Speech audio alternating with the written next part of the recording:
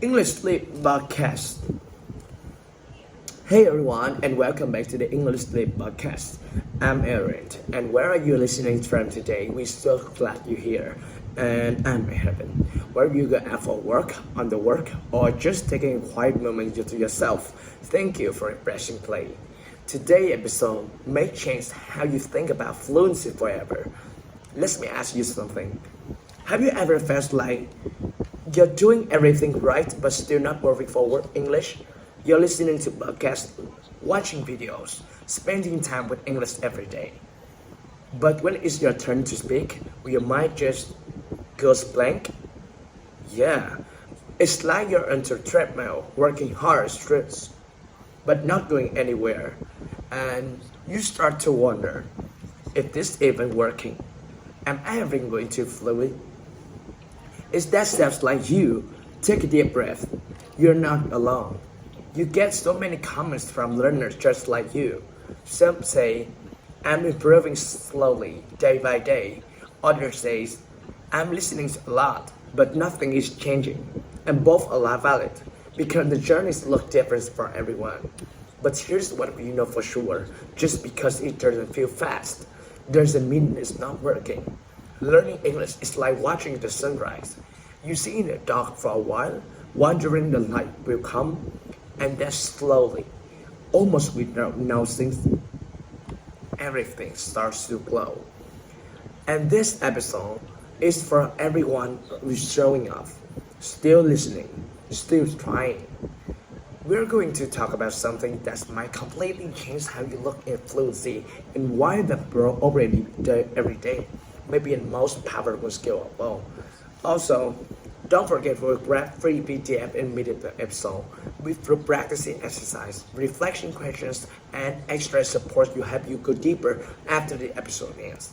And of course, challenge when joining us in the vocabulary breakdown.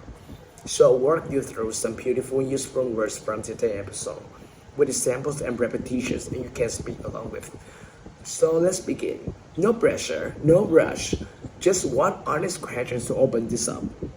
Yeah, which comes first, speaking or listening? It seems like simple questions, but your answers completely shift how you can learn English. It seems obvious, but most of them underrated. And here's the truth. Fluency may begin the ear, not a mouth. You can't speak what you never truly heard. Trying to speak without enough listening is like trying to write music without hearing a melody. You're guessing. You're forcing it. And that's where frustration comes from. Think about babies.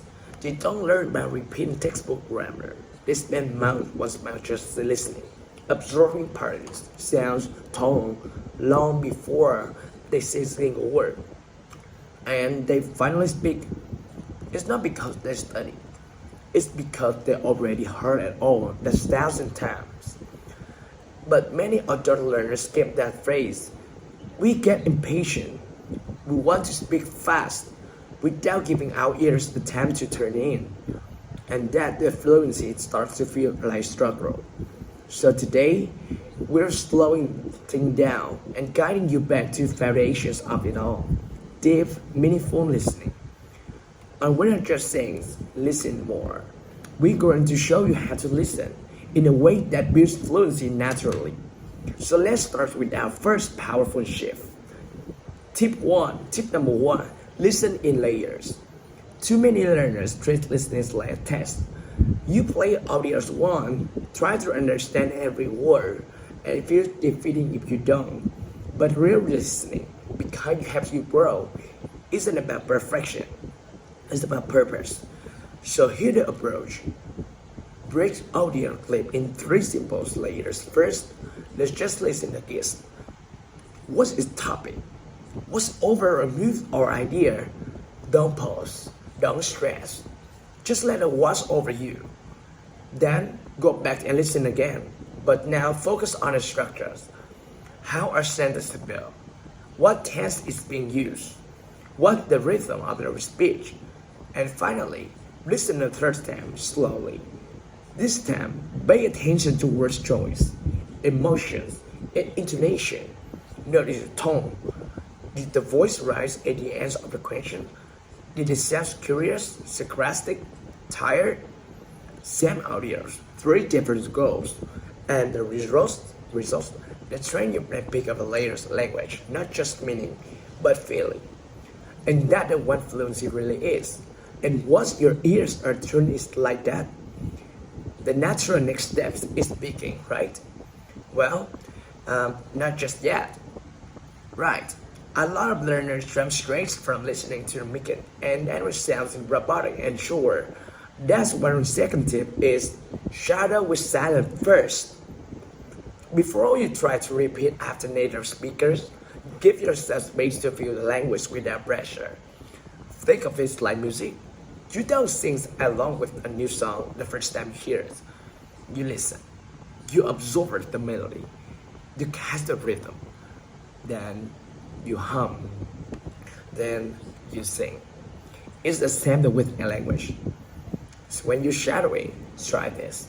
Play the sentence, pause, and instead of rushing to repeat it, just sit with it for a moment. Because as I discussed earlier, the key is to listen in layers. First for meaning, then for rhythm, and now, in this moment, for feels. Shadowing works best in the builds on the layers, not skips over them. Yes, let your brain dance the rhythm of English before you echo it. This creates natural speech, not memorized phrases. Shadowing works best in the grounded, in the real emotional listening. Silence is empty, it's repetition. But none of these techniques matters if you only do it once in a while.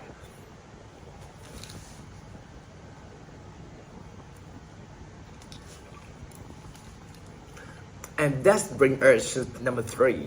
Create daily listening ritual. The key word here is a ritual, not just a habit, not just an activity. Ritual is something you protect.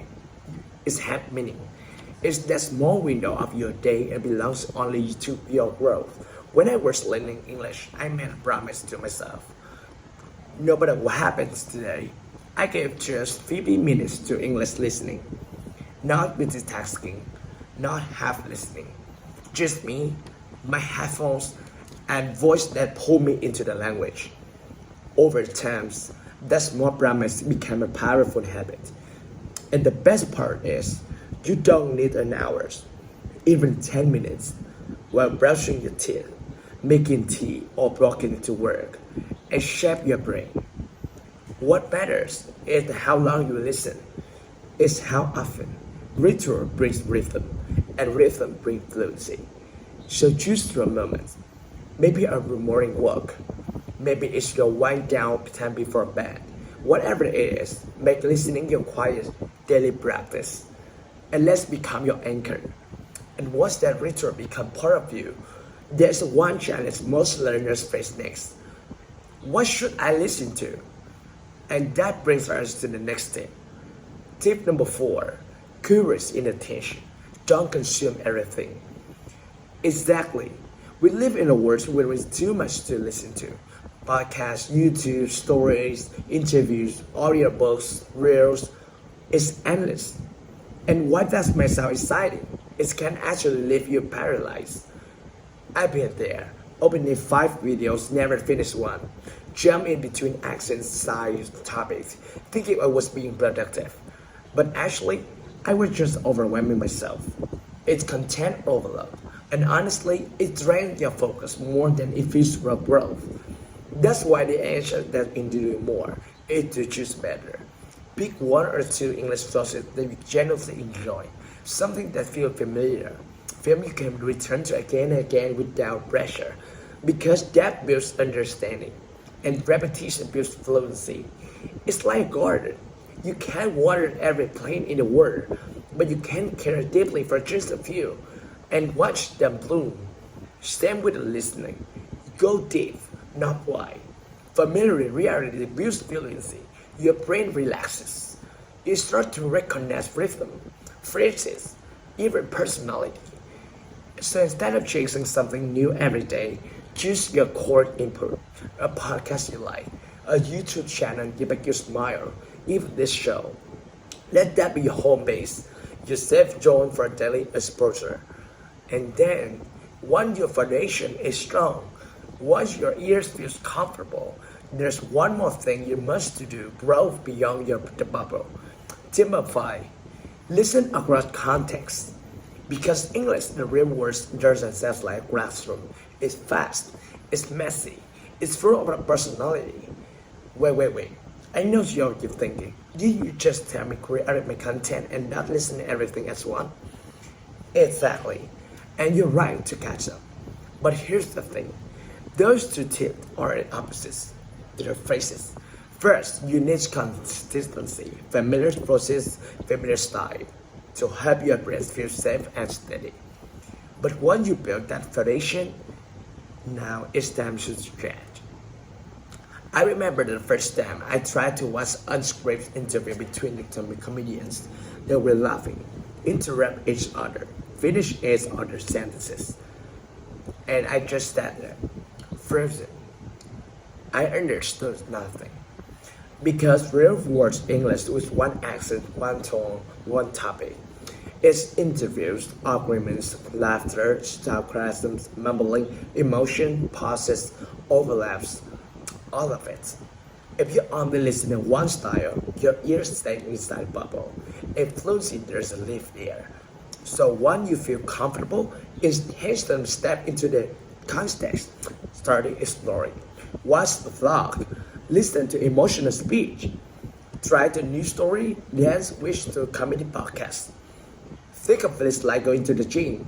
At first, you train with light weights, control movements, but eventually, to grow stronger, you challenge your balance, speed, and flexibility. Same goes to for ears. The goal isn't to understand everything at once. It's to expand your ears, to teach your brain and English to one size fits all, and you can give up when you're fast and imperfect.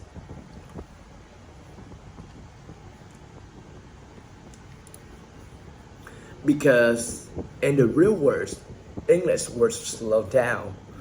But if you train your ears across different voices and settings, you won't need it to. Yes, that's the power of listening.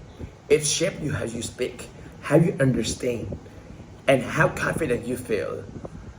And to help you take today's episode even further, it's time to slow things down just a little. And let Charles guide you through some of the beautiful vocabulary we explore today. Charles, the mic is yours. Thanks, Evan. Alright, my friends, let's take a moment to slow things down so get beautiful vocabulary from today's episode. These were impressions that you may have heard, but now you make them yours. Underrate. To underrate something means to think it's less important and valuable than really is. Example, most people underrate how powerful listening can be. Repeat it with me. Most people underrate how powerful listening can be. Impatient. If you're impatient, you want something happens fast and feel frustrated when they don't. Example, many learners get impatient when fluency takes time. Let's try together. Many learners get impatient when fluency takes time. Overwhelm. To overwhelm means to feel like there's too much happening, too many things, emotions, or thoughts. Example, all of that content online can overwhelm your brain. Say it with me. All of the content online will overwhelm your brain. Curate. To curate means to carefully choose or organize things, like a playlist or your English learning materials. Example, curious impairs your brain doesn't get tired. Repeat that. Curious your impairs so your brain doesn't get tired. Paralyzed. Here's paralyzed means to feel so overwhelmed to unsure that you can act or decide. Example, too many options can mentally paralyze you. Let's say together. Too many options can mentally paralyze you. Anchor. Anchor is something strong or steady, something that keeps you grounded. Example, Make your listening ritual in course of your learning. Try this. Make your listening ritual encourage your language. Mimic. To mimic means to copy how someone speaks or behaves, naturally a native speakers. Example, don't mimic too fast. Feel the rhythm first. Say softly. Don't mimic too fast. Feel the rhythm first. Let it wash over you. This phrase means just listen without trying to catch every word. Relax and absorb. Example, play the audios, let one wash over you. Breathe and repeat. Play the audios and let wash over you. Grow beyond your bubble. To grow beyond your bubble means to go outside the comfort zone, try new things. Example, listen to different sides to grow beyond your bubble.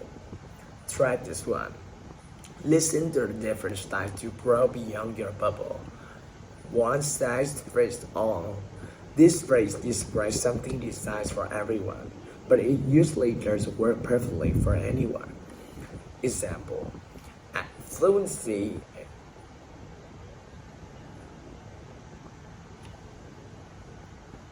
is one size fits all. Your journey is easy.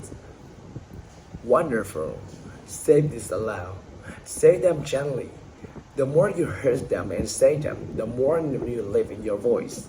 Till the next time, keep listening and keep growing. Thank you so much, Charlotte. These words and the way you explain them always make it easier to remember and even easier to use. Yeah, and if you're listening right now and thinking, wow, I actually understood more than I thought I would, that's progress. That's fluency growing in the background. So keep showing up, keep listening.